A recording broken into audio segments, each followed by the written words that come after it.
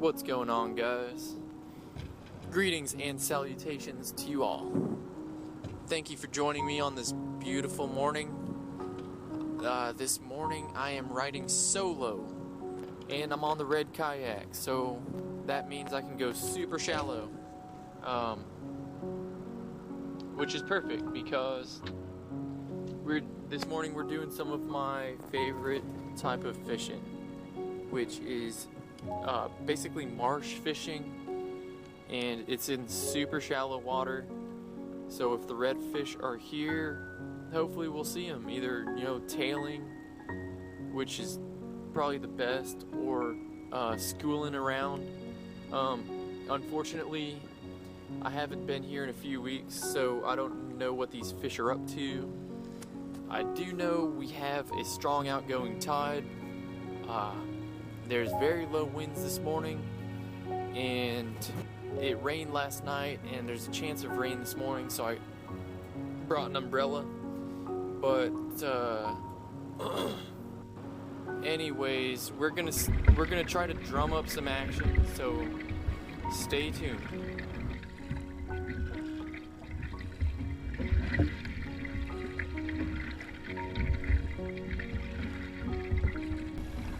So speaking of action, right above my head here you can see there's a big disturbance in the water, which I thought was just a big school of mullet, but nah, those are redfish. That was a big school, and I think they scattered and just pretty much went every which way. Also, the water was a lot deeper than I expected, so that kind of made it easy for these fish to just swim around undetected. But let's see if I can't hang one.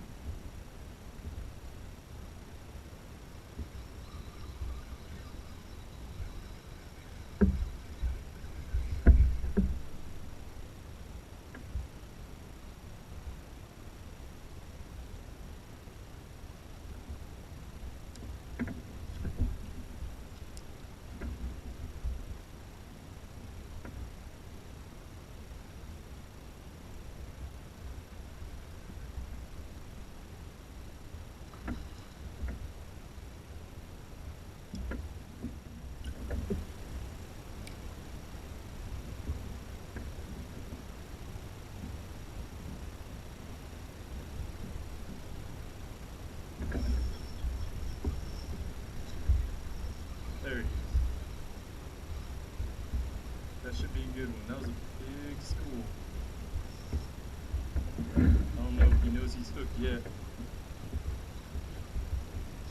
Oh, there he goes. Wow.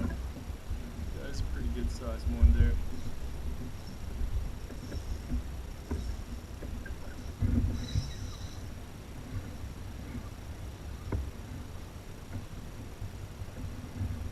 This guy's taking a while to get in. I'll try to get this one in kind of quickly here. So, he's not making it easy. That's a good fish. Haven't even been able to see him yet. There he is. Just turning me around.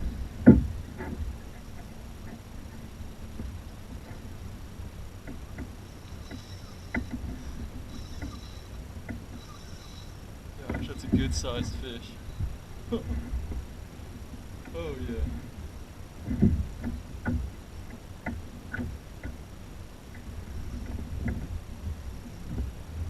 I'm trying to keep track of the school, see where the others went. I can't really tell.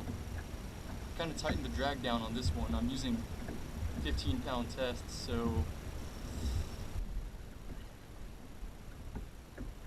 Oh yeah.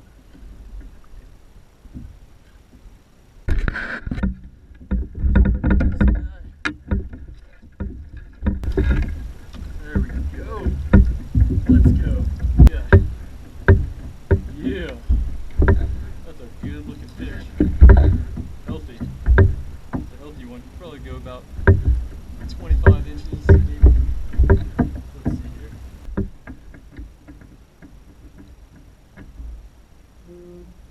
Yeah, he's about 23 to 24 inches, so I'm gonna put this guy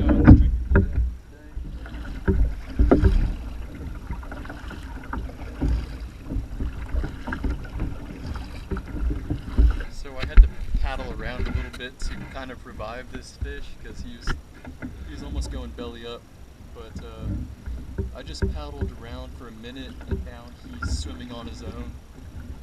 So I'm gonna see if I can try to find that school again. I think they should be in the same spot. I don't think they moved too much.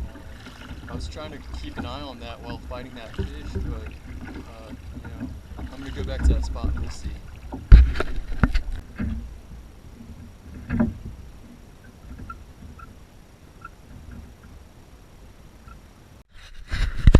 So it's been a while since that first redfish I caught, but I made this short little drift right here and saw 4 or 5 redfish, but they wouldn't hit anything. So they weren't hitting spoons, they weren't hitting topwaters.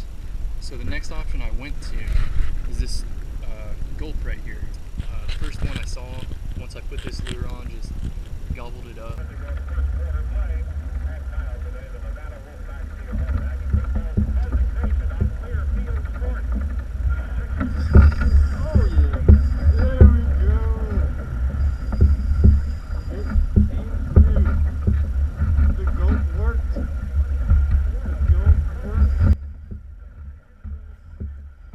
I apologize for the weird sound in this clip.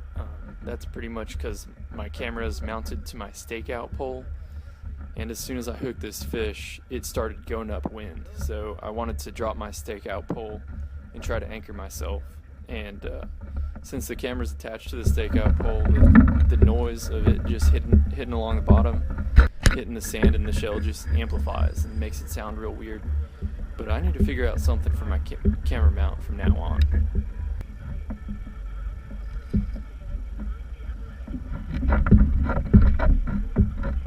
So one thing to notice here is when you're kayak fishing, you don't want to reel all the line in. You want to leave about 6 feet between the end of the rod and the fish, and that's just going to make it a lot easier to land the fish, to net them, and you don't have to worry about your line breaking or your rod breaking. Yeah, that's what I'm talking about. Redfish.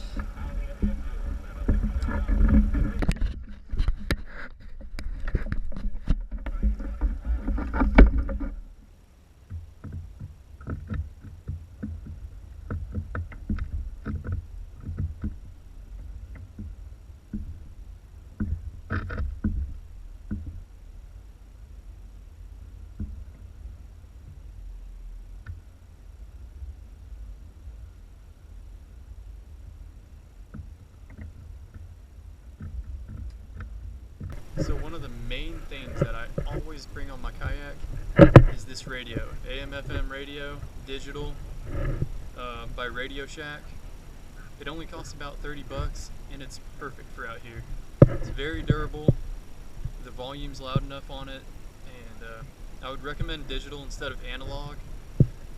Analog costs a little bit less, but it's nice to have the presets, and to get the real clear signal you're gonna want digital. So it's a great thing to have out here. Today I'm listening to A&M football, which is great. It's a perfect combo, just rooting on my Aggies and trying to catch fish.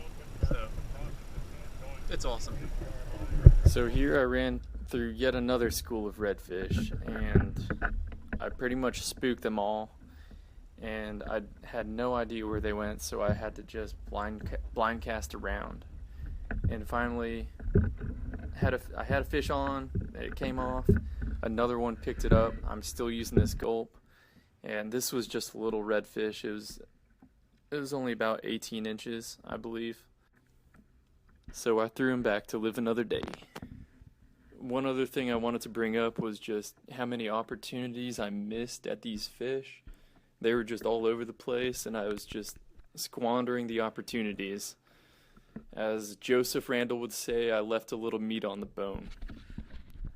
Here I found a nice school of black drum while I was just paddling back to my car, and couldn't resist it. I had to use the old trick from the last video, which is putting fish bites on the end of the hook. And I still also had the gulp on there, and all you pretty much do is just run it by their face, and when you can see it gets their attention, you just let it sit on the bottom. and that's the best way I found to catch the black drum on artificials, because they were not being too aggressive. And I probably could have caught a few more of these guys, but I had to get back to the car.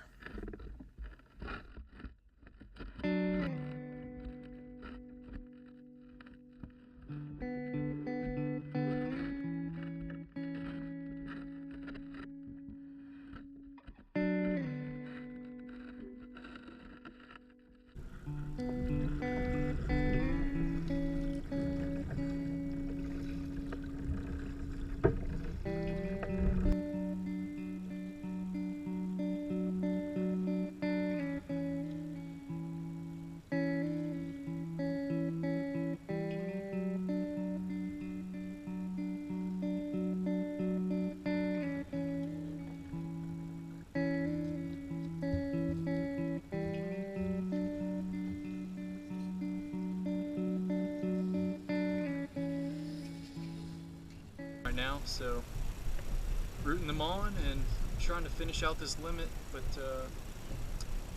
I shouldn't say that now, should I?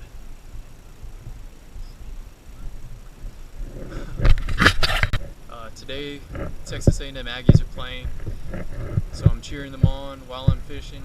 It's pretty great. It's a good time, so you know. With that last cut that got him the first down across the 35 at the 34 of the Wolfpack. Well, you look at Trey.